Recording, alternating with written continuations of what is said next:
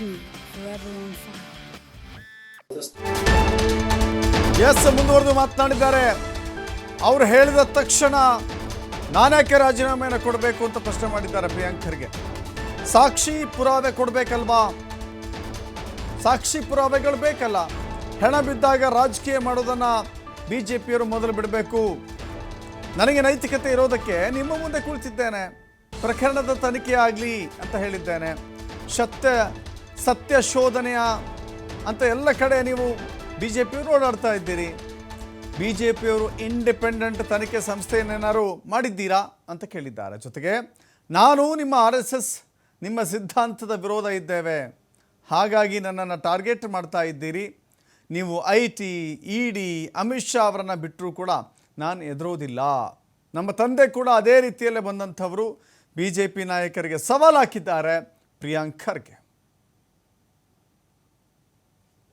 ಅವ್ರು ಹೇಳಿರೋ ತಾಳಕ್ಕೆಲ್ಲ ಕುಣಿಯಕ್ ನಾನೇ who are they to demand my resignation ಏನಾದ್ರು ಇದೆಯಾ? ನಾನು ಹೇಳ್ತಾ ಇದ್ದೀನಲ್ಲ, ಪುರಾವೆ ಕೊಡಿ ಸ್ವಾಮಿ, ಡಾಕ್ಯುಮೆಂಟ್ಸ್ ಕೊಡಿ.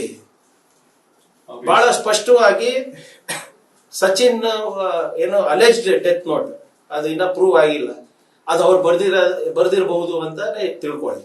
ರಾಜೀನಾಮೆ ನೀವು ಹೇಳ್ದಂಗೆಲ್ಲ ಕೊಡಕ್ ಆಗ್ತದ? ನಾವು ತನಿಖೆ ಆಗ್ಲಿ ಅಂತ ನಾವು ಹೇಳ್ತಾ ಇದೇವಲ್ಲ. ಸತ್ಯ ಸಂಶೋಧನೆ ನಾಟಕ ಮಾಡೋದು, ಹೆಣ ಬಿದ್ದಾಗೆಲ್ಲ ಬಿಜೆಪಿ ಅವರಿಗೆ ರಾಜಕೀಯನೇ ಬರುತ್ತೆ ಹೊರತು ನಿಜವಾಗ್ಲೂ ಜನರಿಗೆ ನ್ಯಾಯ ಕೊಡಿಸಬೇಕಂತ ಯಾವುದೇ ಅವ್ರಿಗೆ ಇದು ಇಲ್ಲ. ನೈತಿಕತೆ ಇದೆ, ಅದಕ್ಕೆ ನಿಮ್ ಮುಂದೆ ಕೂತಿದ್ದೀನಲ್ಲ. ನೈತಿಕತೆ ಇರ್ಲಿಲ್ಲ ಅಂದ್ರೆ ನಾವೆಲ್ಲೋ ಬೇರೆ ಕಡೆ ಇರ್ಬೇಕಾಗಿತ್ತು. ನಿಮ್ ಮುಂದೆ ಯಾಕೆ ಬರ್ತಾ ಇದ್ವಿ? ಎದುರುಗಡೆ ಕುತ್ಕೊಂಡು ಕೇಳಿರೋ ಪ್ರಶ್ನೆಗೆಲ್ಲ ಉತ್ತರ ಕೊಡ್ತಾ ಇದ್ದೀನಲ್ಲ ಸ್ವಾಮಿ. ಬಿಜೆಪಿ ಅವರು ಏನ್ ಇಂಡಿಪೆಂಡೆಂಟ್ ತನಿಖಾ ಸಂಸ್ಥೆ ನಡೆಸ್ತಾ ಇದಾರಾ?